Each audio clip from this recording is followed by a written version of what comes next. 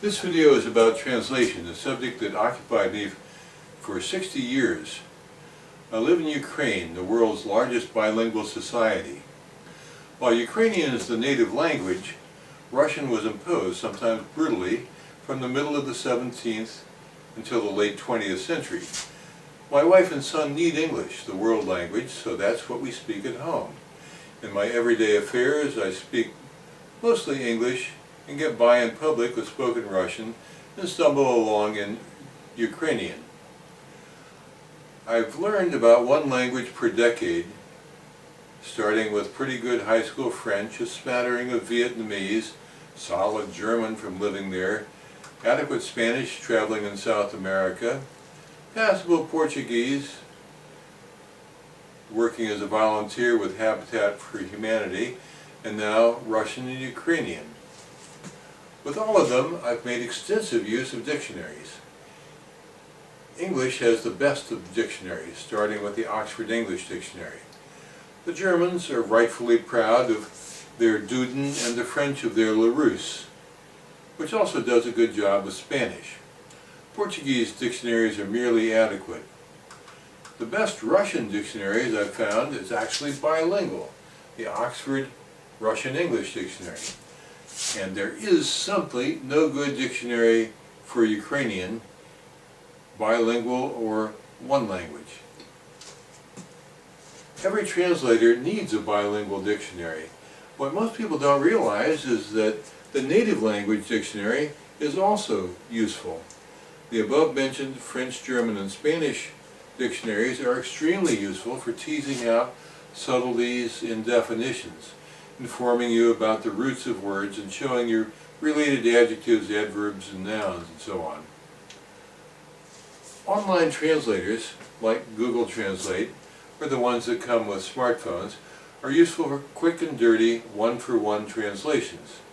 They don't help you much with the subtleties, or with secondary or tertiary definitions. I find Google Translate useful for translating large blocks of text.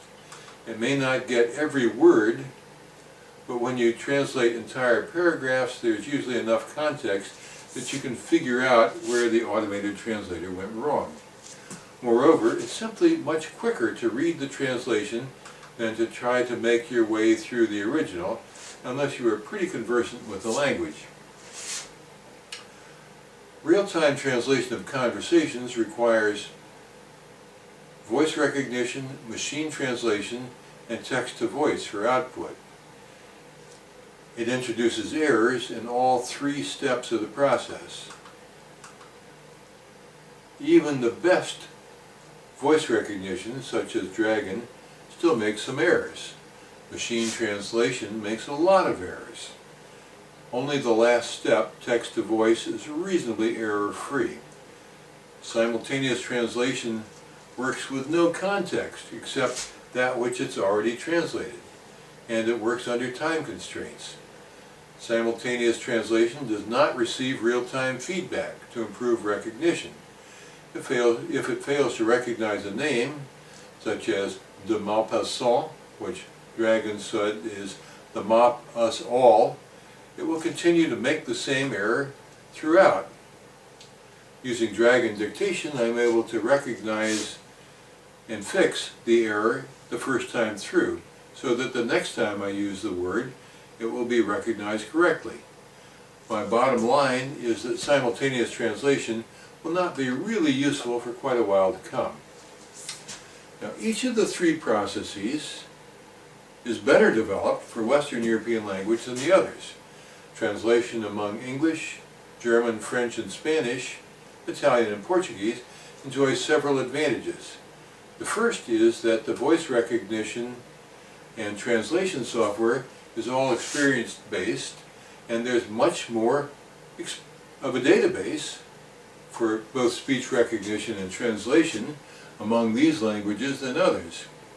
A second advantage is that the members of this family of languages are structurally similar. They all use articles, that's a, and, the, and so on. The verb conjugations and tenses are somewhat similar among the languages, and the sounds are somewhat similar. There are quite a few cognates, that is, similar words, among the various Western European languages. Comparing this with Russian, Russian is like Latin in that it doesn't have articles. It has a very complicated case structure, that's subject, direct object, indirect object, object of a preposition, and so on, in place of these articles. It uses a different structure for conjugating verbs.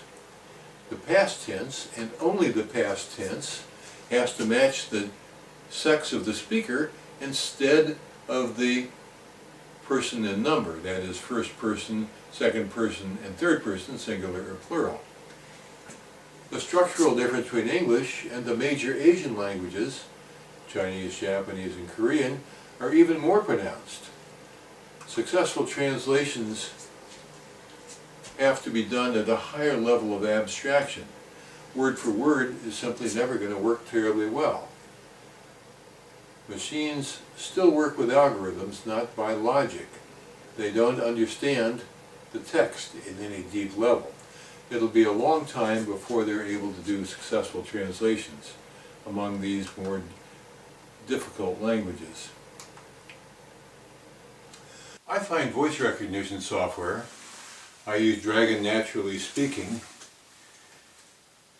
to be a great first step, period. I can read the passages I want to translate into Microsoft Word, comma, copy and paste them into a translator, comma, and then copy the translated work back, period. It's a fairly quick process, period.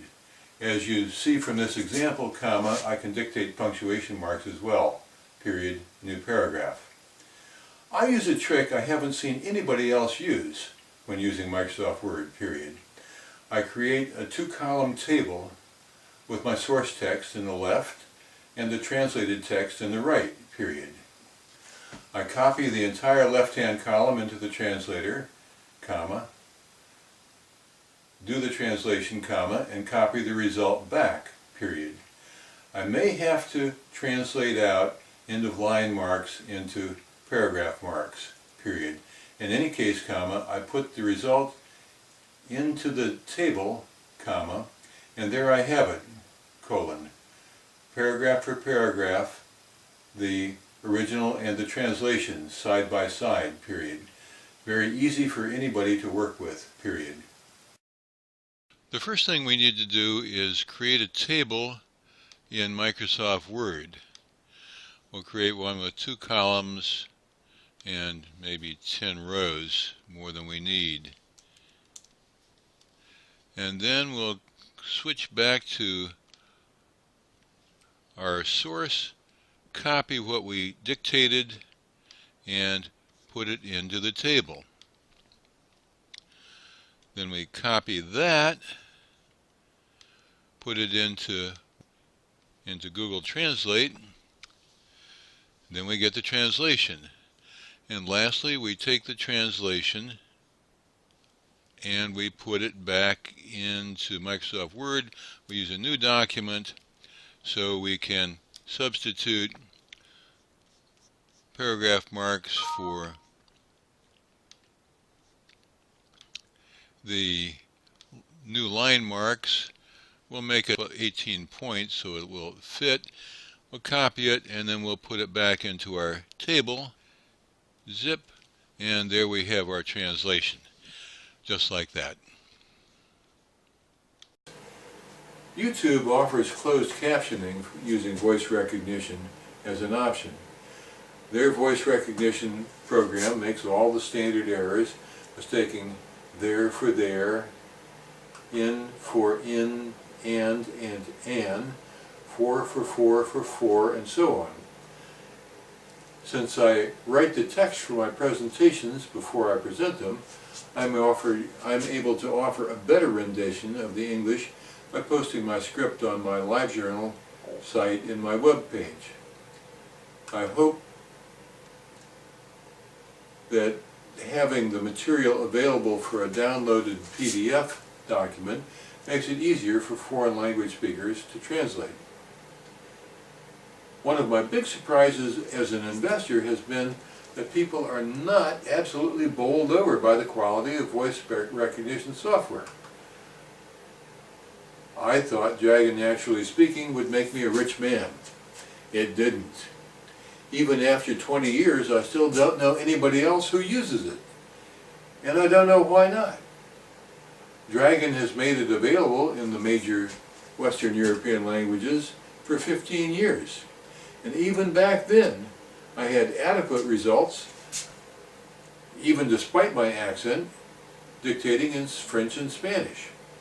I have to believe that native speakers of these languages could save a great deal of time by dictating the input to translation software.